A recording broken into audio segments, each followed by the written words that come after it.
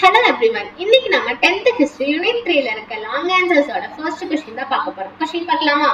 Analyze the effects of the World War II. அதாவது World War II முடிஞ்சதுக்கு அப்புறம் வேர்ல்டுல என்னெல்லாம் சேஞ்சஸ் நடந்துச்சு அப்படின்னு சொல்லி தான் நம்ம இதெல்லாம் பார்க்க போறோம். ஓகே. World War II ஓட டைம் பீரியட் பாத்தீங்கன்னா 1939 to 1945. ஓகேவா? ஓகே. World War II முடிஞ்சதுக்கு அப்புறம் வேர்ல்டுல இருக்கிற எல்லா கண்ட்ரீஸோட politics, economy, human rights, security, so இந்த மாதிரி ஃபீல்ட்ஸ்ல எல்லாத்துலயுமே வந்துட்டு ஒரு பெரிய சேஞ்சஸ் நடந்துச்சு, பெரிய மாற்றம் நடந்துச்சு. ஓகேவா? மெனி சேஞ்சஸ்ன்னு வச்சுக்கலாம், நிறைய சேஞ்சஸ் நடந்துச்சு. ஓகேவா? ஸோ அது என்னென்ன அப்படின்னு சொல்லி தான் நம்ம ஒன்னொன்னா பார்க்க போறோம். ஸோ என்னென்ன அப்படின்னு பாத்தீங்கன்னா, new geopolitical power alignment, nuclear proliferation, international agencies, decolonisation. So இது ஒன்னொன்னு என்னன்னு பார்ப்போமா? Okay, first new geopolitical power alignment. Okay, so இந்த new geopolitical power alignment அப்படின்னா என்ன மீனிங் அப்படின்னு பாத்தீங்கன்னா, நியூ ஜியோ அப்படின்னா வந்துட்டு ஒரு நியூ கண்ட்ரி அப்படின்னு வச்சுக்கலாம். சோ இந்த ஜியோ அப்படிங்கிறது வந்துட்டு ஒரு இடத்தான் வந்துட்டு ஹிஸ்டரியில குறிக்குது. ஓகேவா? சோ பொலிட்டிக்கல் பவர் அப்படின்னா வந்துட்டு ஒன்னும் இல்ல, பொலிட்டிக்கல் பவர். ஓகேவா? ஓகே, அலைன்மெண்ட் அப்படிங்கிறது வந்துட்டு செக்ஷன், பிரிவு அப்படின்னு சொல்லுவாங்க. ஓகேவா? சோ இதுல இருந்து என்ன தெரியுது? ஒரு நியூ கண்ட்ரி பொலிட்டிக்கல் பவரோட பிரியிறாங்க அப்படின்னு தெரியுதா? So new country political power section, அதாவது அதே தான் நம்ம இதுலயும் பார்க்க போறோம். புது கண்ட்ரி வந்துட்டு பொலிட்டிக்கல் பவர், புது பொலிட்டிக்கல் பவரோட பிரியிறாங்க அப்படின்னு சொல்லி தான் நம்ம இதெல்லாம் பார்க்க போறோம். சோ அதுல பாத்தீங்கன்னா ரெண்டா பிரிஞ்சிருப்பாங்க. சோ யூரோப் வந்துட்டு ரெண்டு பிரிவா பிரியிறாங்க. ஓகேவா? ஒன்னு கம்யூனிஸ்ட் ரீஜியன், இன்னொன்னு நான் கம்யூனிஸ்ட் ரீஜியனா பிரியிறாங்க. சோ இந்த கம்யூனிசம் அப்படின்னா வந்துட்டு ஒன்னும் கிடையாது.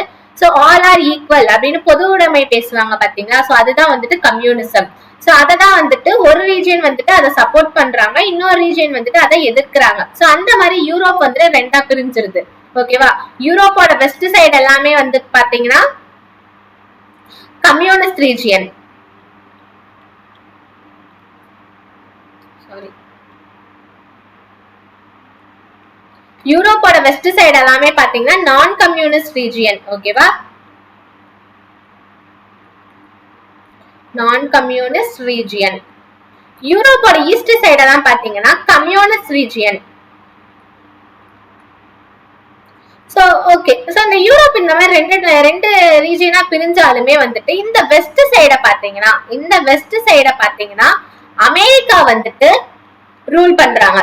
ஓகேவா? அமெரிக்கா வந்துட்டு இன்ஃப்ளூயன்ஸ் பண்றாங்க, தலைமை தாங்குறாங்க. ஓகேவா?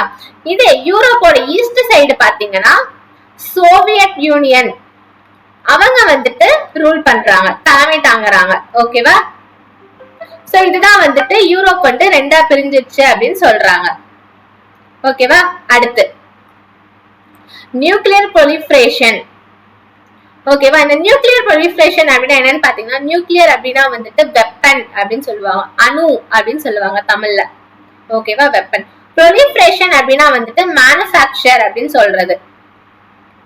ஓகேவா? proliferation அப்படின்னா மேனுஃபேக்சர். சோ இதுலயே தெரியுதா, வெப்பன் வந்துட்டு மேனுஃபேக்சர் பண்றாங்க அப்படின்னு சொல்லிட்டு. சோ இந்த பிரிஞ்ச ரெண்டு ரீஜியன் இருக்காங்க பாத்தீங்களா, America and Soviet union. So அதாவது அமெரிக்கா வந்து நான் கம்யூனிஸ்ட் ஃபாலோ பண்றாங்க, சோவியத் ரஷ்யா வந்துட்டு கம்யூனிசம் ஃபாலோ பண்றாங்க. ஓகேவா? சோ இந்த ரெண்டு ரீஜியனும் என்ன பண்றாங்க அப்படின்னா, இவங்களுக்குள்ள ஒரு காம்படிஷன் வருது.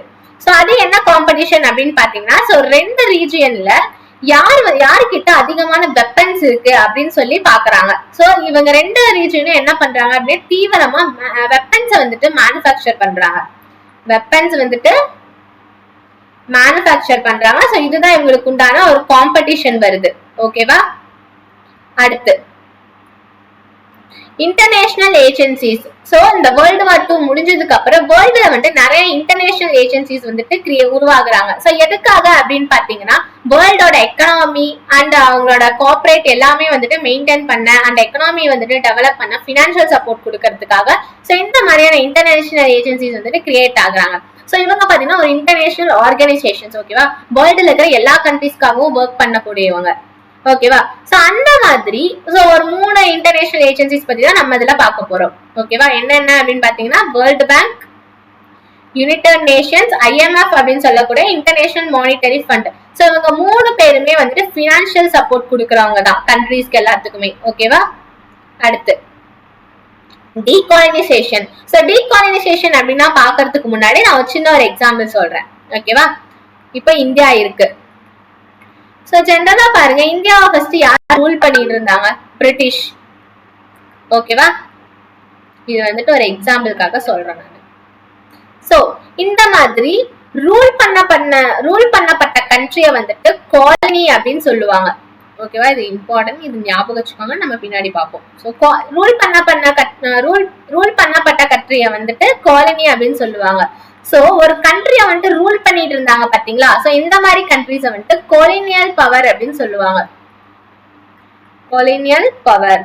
சோ இப்ப காலனி அப்படின்னா என்னன்னு தெரியுது, கொலினியல் பவர்னா என்னன்னு தெரியுதா? காலனி அப்படின்னா வந்துட்டு ஒரு கண்ட்ரியால ரூல் பண்ணப்பட்ட கண்ட்ரி. சோ கொலினியல் பவர் அப்படின்னா என்ன? இன்னும் ஒரு கண்ட்ரி வந்துட்டு இன்னொரு கண்ட்ரிய ரூல் பண்ணிட்டு இருந்ததுதான் வந்துட்டு கொலினியல் பவர் அப்படின்னு சொல்லுவாங்க.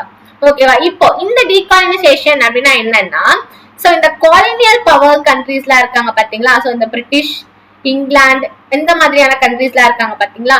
சோ இவங்க எல்லாம் என்ன, இவங்களுக்கு வந்து ஒரு சிச்சுவேஷன் வருது. என்ன அப்படின்னு பாத்தீங்கன்னா, இவங்களோட காலனிஸ் இருக்காங்க பாத்தீங்களா, இந்தியா மாதிரியான கண்ட்ரீஸ், இவங்களுக்கு எல்லாத்துக்குமே வந்துட்டு ஃப்ரீடம் கொடுக்கக்கூடிய ஒரு சிச்சுவேஷன் வருது.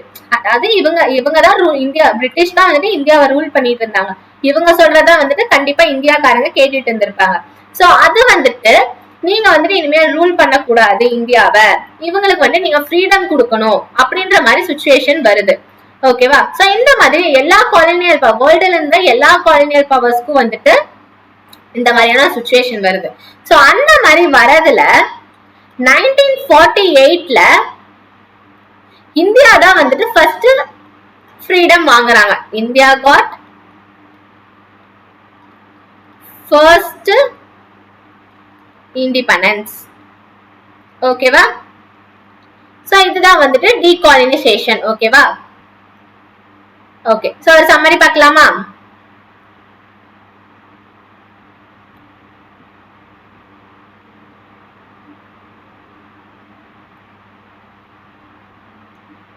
ஓகே, வேர்ல்ட் வார் 2 ஓட டைம் பீரியட் என்ன? 1939 to 1945. ஓகேவா? சோ உலகத்தோட politics, economy, human rights, security, so இந்த மாதிரியான எல்லா ஃபீல்ட்ஸ்லயுமே வந்து நிறைய சேஞ்சஸ் நடந்துச்சு. சோ அதெல்லாம் என்னென்ன அப்படின்னு சொல்லி தான் நம்ம பார்த்தோம். So new geopolitical power alignment. So இதுல என்ன பார்த்தோம் நம்ம? யூரோப் வந்துட்டு 2 டிவிஷனா பிரிஞ்சாங்களா, ஒன்னு கம்யூனிஸ்ட், இன்னொன்னு வந்துட்டு நான் கம்யூனிஸ்ட். கம்யூனிஸ்ட் ரீஜியனை வந்துட்டு யார் ரூல் பண்ணிட்டு இருந்தாங்க? சோவியத் யூனியன் வந்துட்டு ரூல் பண்ணிட்டு இருந்தாங்க. நான் கம்யூனிஸ்ட் ரீஜியனை வந்துட்டு யார் ரூல் பண்ணிட்டு இருந்தாங்க? அமெரிக்கா வந்துட்டு ரூல் பண்ணிட்டு இருந்தாங்க. சோ அதனால வேர்ல்டு வார் 2 முடிஞ்சதுக்கு அப்புறம் யூரோப் வந்துட்டு 2 ரீஜியனா பிரிஞ்சுட்டாங்க அப்படின்னு சொல்லுவாங்க. ஓகேவா? அடுத்து நியூக்ளியர் ப்ரொலிஃபரேஷன். சோ எப்படின்னா என்னன்னு பார்த்தோம்? வெப்பன்ஸ் வந்துட்டு தயாரிக்கிறது. சோ பிரிஞ்ச 2 ரீஜியனுமே வந்துட்டு என்ன பண்ணாங்க? வெப்பன்ஸ் தயாரிக்கிறதுல அவங்க 2 ரீஜியனுக்கு வந்துட்டு ஒரு காம்படிஷன் வருது. யாருக்கிட்ட நிறைய வெப்பன்ஸ் இருக்கு அப்படின்ற மாதிரி ஒரு காம்படிஷன் வந்துச்சு. ஓகேவா? அடுத்து இன்டர்னல் ஏஜென்சிஸ். வேர்ல்டு வார் 2 முடிஞ்சதுக்கு அப்புறம் வேர்ல்டுல வந்துட்டு எக்கனாமிக்ஸ் ஒரு சப்போர்ட் வேணும், பினான்சியல் சப்போர்ட் வந்துட்டு எல்லா கண்ட்ரீஸ்க்கும் நம்ம கொடுக்கணும், கார்பரேட் மெயின்டைன் பண்ணணும் அப்படின்னு சொல்லி நிறைய இன்டர்நேஷனல் ஏஜென்சிஸ் வந்துட்டு உருவானாங்க. சோ அதுல ஒரு 3 இம்பார்ட்டன்ட் இன்டர்னல் ஏஜென்சி, என்னென்ன ஏஜென்சிஸ் நம்ம பார்த்தோமா? என்னென்ன? வேர்ல்டு பேங்க், இன்னொன்னு என்ன? யுனைடெட் நேஷன்ஸ், இன்னொன்னு IMF அப்படின்னு சொல்லக்கூடிய இன்டர்நேஷனல் மானிட்டரி ஃபண்ட். ஓகேவா? இந்த 3 ஏஜென்சிஸ் பத்தியும் நம்ம பார்த்தோம். அடுத்து டீகாலனைசேஷன். டீகாலனைசேஷனுக்கு நம்ம என்ன பார்த்தோம்? சோ காலனியல் பவர் உண்டான கண்ட்ரிஸ் எல்லாருமே வந்துட்டு அவங்களோட காலனி கண்ட்ரிஸ்க்கு வந்துட்டு ஃப்ரீடம் கொடுக்க வேண்டியான ஒரு சிச்சுவேஷன் வந்துச்சு. சோ அந்த மாதிரியான சிச்சுவேஷன் வரும்போது 1948ல இந்தியா தான் வந்துட்டு ஃபர்ஸ்ட் இண்டிபெண்டன்ஸ் வந்துட்டு வாங்குறாங்க. ஓகேவா? சோ இதுதான் வந்துட்டு வேர்ல்டு வார் 2 முடிஞ்சதுக்கு அப்புறம் வேர்ல்டுல நடந்த சேஞ்சஸ். Okay, thank you.